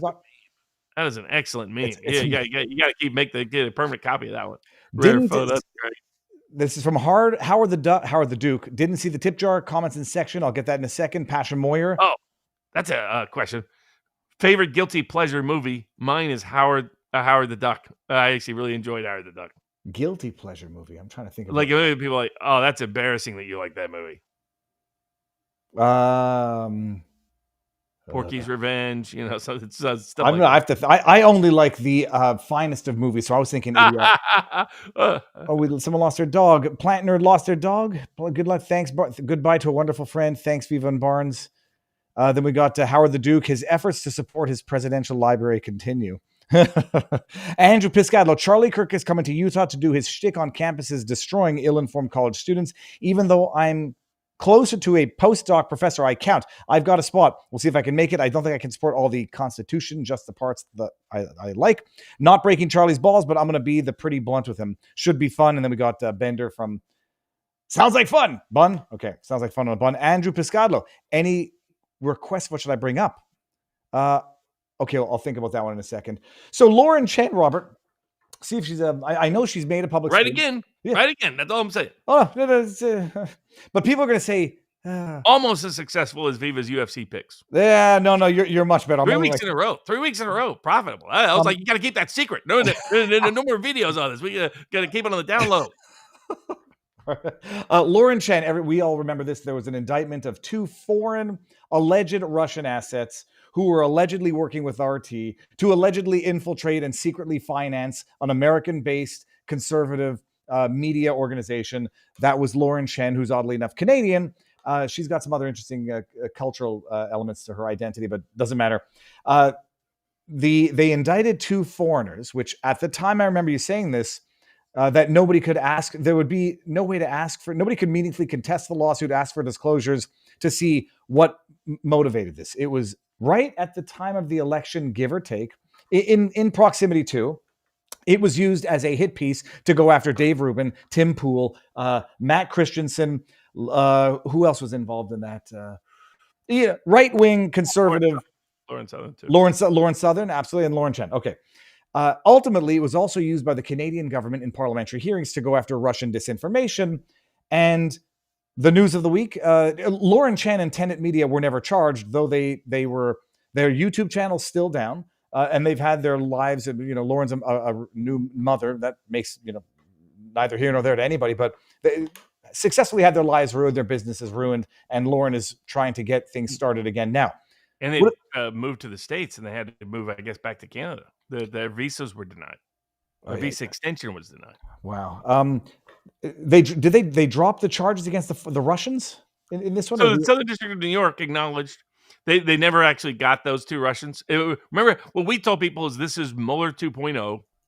That what Mueller did is he indicted a bunch of Russians, supposed Russians, and because of in some cases, some of them were never fully identified as actually existing, but the people that they knew would never come to the U.S. And now Mueller screwed up by indicting a company he thought would never appear. The company appeared, exposed how fraudulent the case was, and Mueller had to dismiss it before everything would blow up and they would get to see all the full discovery. that proved how fraudulent Mueller's case was. This was supposedly before he was a dementia guy. I mean, Can you believe that they just out of the blue he gets dementia, can't answer questions anymore? It's so convenient. yeah. I had an informant once. Finally, the judge, I got the judge to order him to appear because I was like, the informant doesn't exist, Judge. They've just been laundering bogus surveillance, secret, illicit, unlawful surveillance, and with other secret deals, including they'd actually stolen things, all kind of things. They had the mechanic steal stuff, you name it. I said, Judge, the informant doesn't exist. So on the day the judge ordered him to appear, they said, Judge, we would love to have him appear, but he's fallen off a ladder and he no longer has any memory. And even the judge started breaking out laughing. At that kind of level. But what we said was everything about this case screamed out all over again. They indict they only indict people that the indictment was meant to smear. It was meant to and to intimidate. And they didn't care what collateral damage they caused. And they caused severe collateral damage to Lauren Chen and her husband, substantial damage at some level to the reputation. Remember how many of these people were accused of being Russian agents in the media right away? Because as soon as that indictment dropped, as soon as I realized that they had an indictment, I was like, this is a bogus case. This is a fake case. Well, that wasn't even clear to me what law they could have violated in the first place, even if the allegations were true. And now the Southern District of New York acknowledges there's no basis to go forward at all. But they won't put that in writing like they should. But, credit to Lauren Chen for coming out and saying, what happened. But it was another example of these bogus cases that they utilized. And almost everything Russia connected is garbage. It's just lies and fraud. I remember at the time it compelled, statements of protest, statements of disassociation from Tim Pool, Dave Rubin. It's like, you don't have to apologize for anything. You don't have to. The idea that even if it were financed, even if the operations of Tenet Media were financed by a rich financier who might have happened to be Russian, at the time our answer was big fucking deal. Look at the New York Times. You don't apologize for things like that. The only question was whether or not Lauren Chen knew that the monies were coming from someone who the content creators might not have approved of and deliberately concealed that information from them. But I had on, I'm not going to remember his name now, damn it. He was with Lauren Chen. He left right after. And he's like, no, we all believe the monies came from, I can't speak for Lauren, but I believe the monies were coming from where we thought the monies were coming from, a legit oligarch, not oligarch, sorry, a legit, someone with lots of money, I forget what the word is, philanthropist who wanted to promote conservative media. And then everybody's saying, oh, Tim Pool had to have known it was shell money because nobody would pay them that much for their shows. First of all, I think that's wrong. Tim Pool can command a lot for ad revenue and for licensing content. I'm not sure that some of them were getting paid as much as everybody thought they were. Matt Christensen, for one. But anyways, the apologies that were extorted from a lot of these not influencers, but these strong voices, I thought was part and parcel of the project, and they accomplished that mission. But Lauren Chen, meanwhile, I don't think she's got her YouTube channel back. I'll see if she's talking publicly. I'd love to have her on because we didn't jump on the bandwagon, and I didn't think I didn't think there was a there then, and at least now we know there was never a there now. Exactly. Now, at least we did get some additional disclosure. Those you pointed out might have been in a little bit of an imperfect presentation. But we got some Epstein file stuff coming out. Let me get I'm going to go find the picture of Marjorie Taylor Greene and Thomas Massie standing in front of a bunch of people with Epstein and Trump posters behind them. Robert, maybe I don't have any insider baseball of this. There is indeed there's a very thick tension between Thomas Massie and Trump, Thomas Massie's base and these, Trump mega base. You saw it like with Rand Paul and J.D. Vance this past weekend. The libertarian wing of Trump's coalition is mostly unhappy. They like the tax reductions. But they would have preferred budget cuts. They like they don't like the tariffs and staying involved in foreign wars and everything related to the Epstein files, and they don't like surveillance state. They don't like the Palantir stuff. So the libertarians, for the most part, have been disappointed by Trump in his first 6 months, first 8 months now. As we past Labor Day. So yes, there's no question. There's Massey's very representative of that libertarian / populist, the populist portion of that libertarian wing, just as Rand Paul is in the Senate. You can follow Ron Paul for this. I always recommend that. It's like, you don't have to agree with him, but it's like, if people want an honest, he's as good a weather vane on the libertarian part of the right as anybody is Ron Paul, the legend, the one and the only. So and I still want to end the Fed, and we'll see how that progresses. But I think now what is interesting is, what do you make of Speaker Mike Johnson floating the idea that the reason why Trump was unsure about releasing things was because he was the informant who helped bring Epstein down? I heard that slip. I don't make much of that, but I am curious as to what you think. But Robert, this is the picture that I wanted to show. When this is the image, I do not impugn Thomas Massey's intentions, where the guy, whoever says gays for Trump, says I expect this kind of bullshit from Massey. I don't impugn Massey's intentions, but when this is the image that they can now grab, if I'm Massey, I'm pissed off at the way that went down last week. And if I'm Marjorie Taylor Greene, she does look a little pissed off in that picture, because I think they have a righteous desire for disclosure. It's been co-opted by partisan hacks that are now going to get to make this one big political issue. Okay, so what's his face? What was the guy's name? Speaker Johnson says Trump was he'll be back in a second. Speaker Johnson said Trump was the informant. I'll pull up the clip in a sec. I don't take that to be the informant in like a confidential human source sense. Everybody knows that Trump was working with, was assisting the victims back in the day, which is what their lawyer was so many times repeating. Trump helped us then, and I don't know why he's not helping us now. But yeah, there's nothing deeper to what Speaker Johnson said or meant by that, or do you think there is? I mean, it's a theory. I mean, what do you think of it as a theory? Hold up, there we go. I don't know that he was an informant. What? Well, his idea is this: Trump doesn't want the world to know that he was the one who got them all exposed. That'd be the theory. The taking Mike Johnson's words in that way. What do you think of that? Well, that's very interesting now that you mention it, because I wouldn't have a problem with it. But then when people were accusing Enrique Tarrio of being an informant and then using it to undermine his credibility and say he works with the feds and therefore he's doing it again now, I would not take that as reputational harm, but I understand how people could, and Trump might fear that. I hadn't even thought about that. Yeah, well, so I just thought it was the interesting part. I mean, we got at least a little more intel information.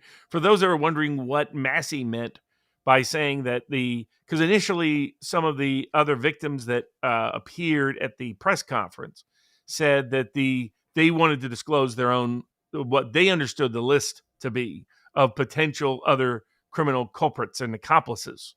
But the Massey said that their concern is that they'll get sued for libel by these powerful people, and that's what discourages them from identifying them, is they don't want to get steamrolled by these powerful people. I can understand that sentiment. I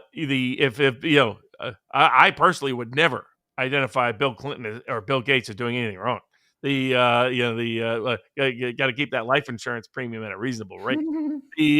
But what it is Massey and Marjorie Taylor Greene are saying they're going to disclose who it has been identified in the files that they have received by using the speech and debate clause and doing it from the House chambers.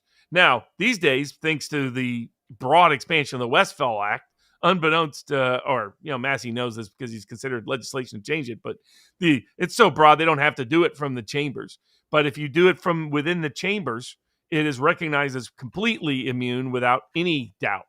So apparently that's where we will get some Epstein list names from Massey and Marjorie Taylor Greene on the House floor. That will be some of the more entertaining aspects. I will be watching that. That'll make C-SPAN must-watch TV for a little bit. Well, you call me cynical. I don't believe that that's their concern. Like they're talking about that they want to protect victims, they want to protect children. That they're coming out and saying we fear for our lives. Look what happened to Virginia Giuffre. But we're basically giving advanced warning to all the people who we are purporting we're so scared of they're going to sue us into oblivion or kill us. We're giving them the heads up that this is what we're going to do. We're going to make our own list. I'm cynical and skeptical as to whether or not I don't believe that excuse. And at some point, they're afraid of getting sued for defamation. so they're willing to let children and victims get sexually abused. All right, well, that's very righteous of you. Well, hold on a second. What the hell was my second thought here? Darn it! I just forgot the thought. It'll come back. We'll get the names when they're discussed by Massey and Marjorie Taylor Greene in the House. Sorry, you reminded me. Okay, I can steel man why Massey wants his whatever the Epstein bill to go through, and whatever that procedure is to get it to go through. I think it will. It's a petition to discharge. Petition discharge. It looks like the petition. We'll see what the speaker does, but they should stop objecting to this. Just let the intel and information come out. Every time Trump does this is a hoax thing. He just digs himself deeper. Well, but I'm convinced he's doing it on purpose now, because he's like, hey, everybody keeps talking about this. I don't know why. Wink, wink, nudge, nudge. My argument is this. I know why Massey's unhappy with the congressional oversight. They're not moving fast enough. They're releasing documents that are heavily redacted or already in the public domain, or in a format that is unusable, 33,000 scanned images. So Massey's saying they're not moving fast enough. I need my discharge petition. I can't successfully steelman the opposition to the discharge petition or the act itself. What is the best argument for why the Trump administration would oppose it? There isn't. Okay, so good. I mean, their view is the reason to oppose it is that the records are now unreliable and it will implicate innocent people. That's the argument, is that it could incriminate innocent people because they believe the records are no longer trustworthy. But the thing is, it already has incriminated anybody who might be innocent. Anyone in the black book is incriminated. Anyone who went to the island is already incriminated. It can't incriminate them more, and I don't think it's going to incriminate more people. It could only actually exonerate Stephen Hawking, that he didn't actually engage in some nasty orgy that has been the butt of jokes on Family Guy ever since. Yeah, and the nervousness otherwise, I think, with some observers. Put it this way, it wasn't. I love the meme version from Il Donato Trumpo. I don't know if you have that, of Bill Gates' confession at the White House. Oh God, that was funny. Yeah, hold on, I'll get that one in a second. But it was uncomfortable. It's sort of a bridge between the vaccine topics and big tech topics that we'll be getting into.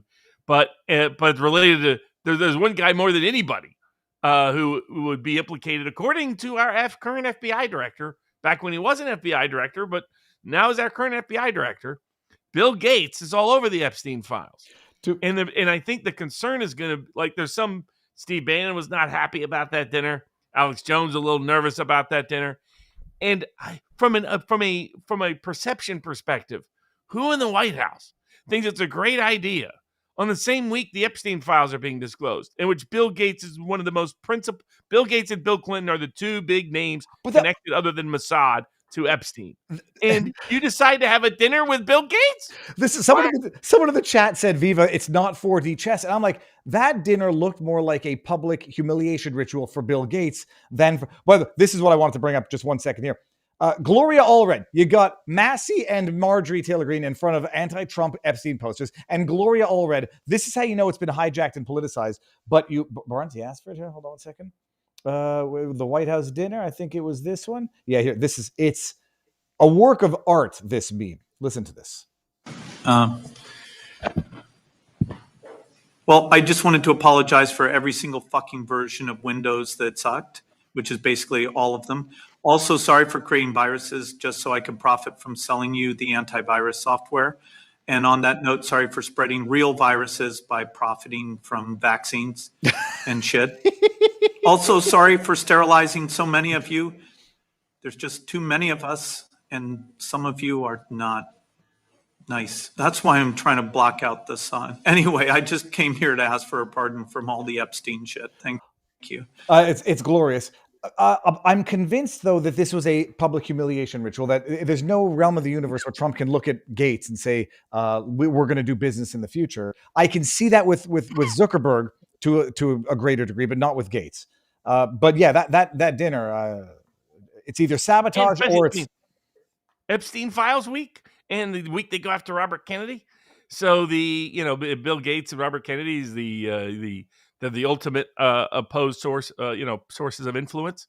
And I think it also, from a policy perspective, it's a concern about how strong is the antitrust division going to be under the Trump administration, given some early efforts that did not, that would appear to be sabotaged by politically connected people in the administration, including the Attorney General's office, maybe not her herself.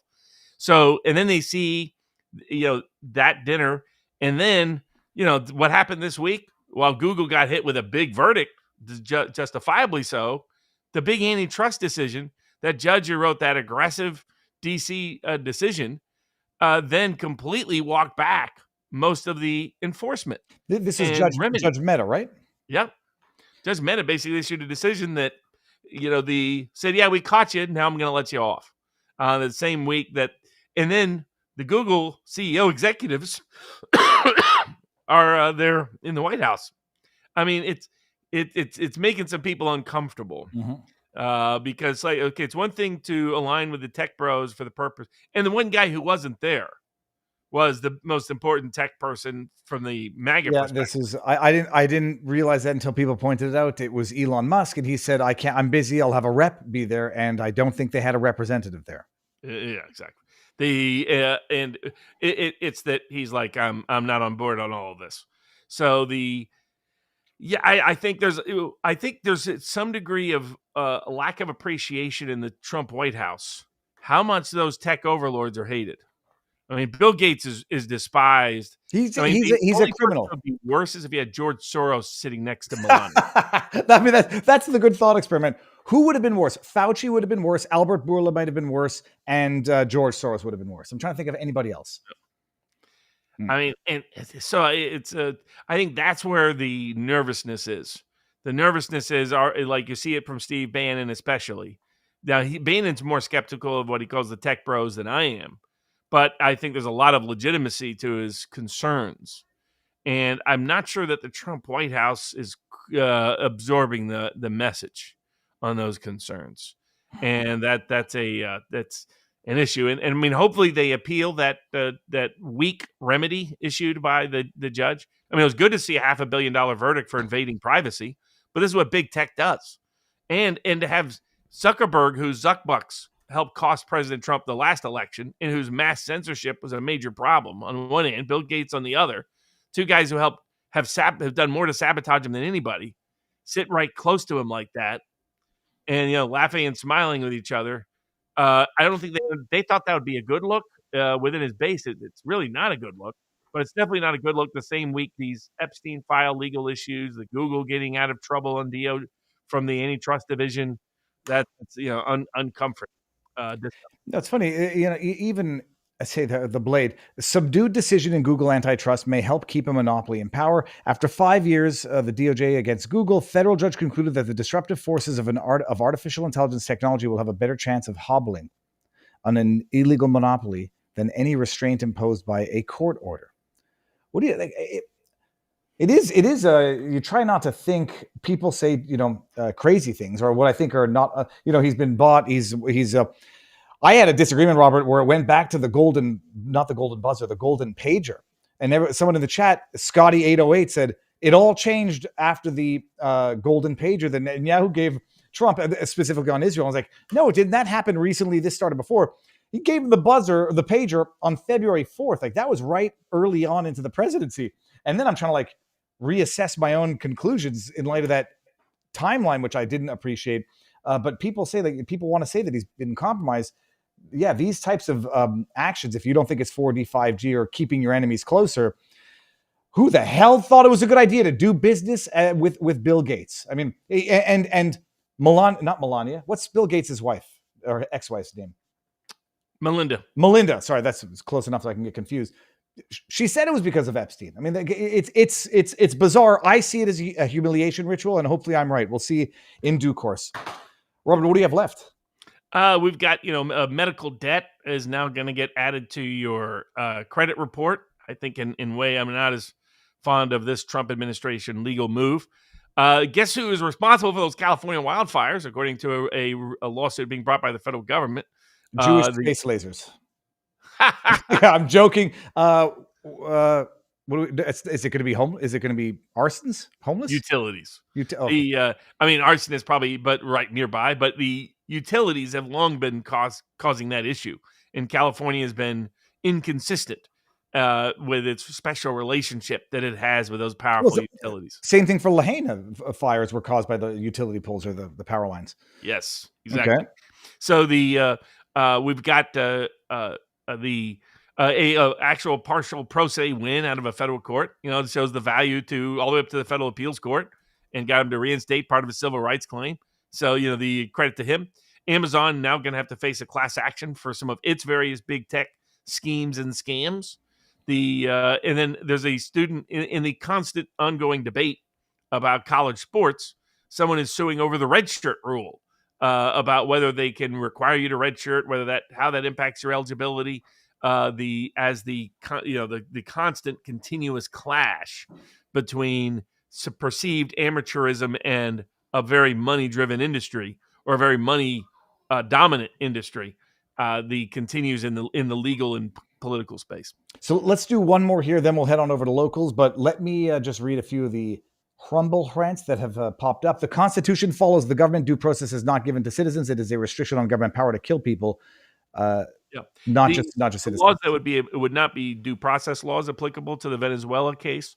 The Venezuela case would fall under the commander-in-chief issues constitutionally. Does it? America has passed its own version of a war crimes law, War Crimes Act. There's executive orders they've mentioned that prohibit assassination, but that's just a prior president. Usually the current president isn't obligated by that. They can overturn and modify those executive orders. And Trump may have issued an executive order that I think is still secret concerning a lot of this activities related to drug cartels. But because in international waters, it comes under international law, and then it comes under whether it constitutionally is it within its commander-in-chief duties, and then it comes under whether it's a war crime under the War Crimes Act passed by the United States under our own federal law, from like an impeachment perspective and that sort of thing. And the key is ultimately it all comes down to self-defense. Is there a robust self-defense for the country in the actions taken by President Trump? All right, we got to Alex Davy Duke says, I'm a bit over here. Canada's run by Eastern Canadian globalists. Time for Western Canada, starting with Alberta, to separate with an improved U.S. Constitution.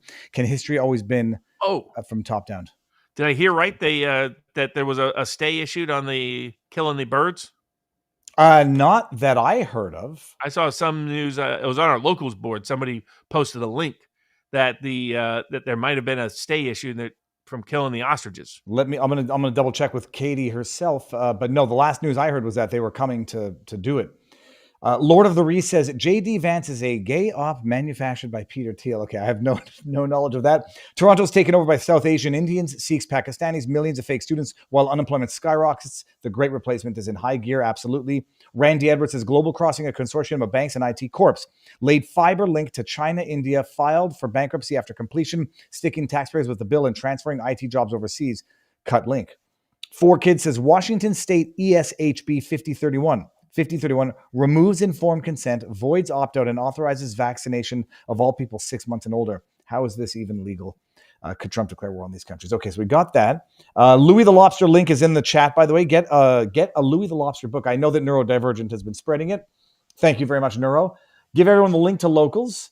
And let me just read while everyone makes their way over to locals, let's just read a few of the tip questions. And we're going to get the rest after we get there. Go all the way to the bottom. Big Tech Dinner was a Susie Wiles soiree, pure and simple, says Kimmy Hunt.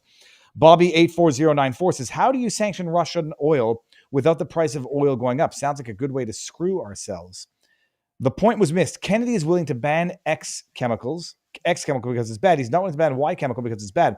If the answer is freedom, why even bother banning X chemical?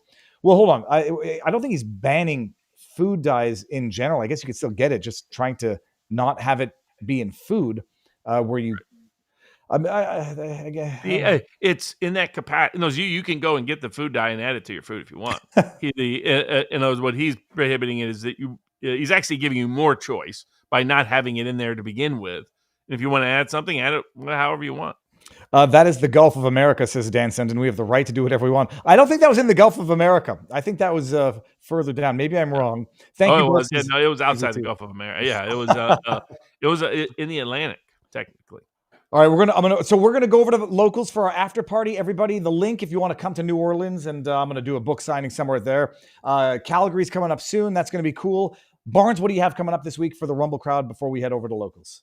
So there'll be bourbons the Tuesday and Wednesday. I'm not sure if there will be Thursday. May have to be on the road Thursday or Friday. But we should have some Barnes Briefs, some bourbons, some potentially some hush hushes up this week at vivabarneslaw.locals.com. Amazing. I will be live as usual throughout the week. Jessica Rose, I think, is going to come on at some point. I'll see if Lauren Chen wants to come on and talk, because I think it's time for her to tell her story, but she's already told it. And I'll get some good guests. But otherwise, 3:00 daily on Rumble. You all know that. Locals, here we come. Everyone else, including CommuTube, thank you for being here. Make sure you've liked and subscribed before you head out, and share my videos, because YouTube is an asshole and is definitely not even recommending the vlogs I'm putting out to subscribers. So coming over to Rumble people, or Locals. And no, updating stream to Locals only now.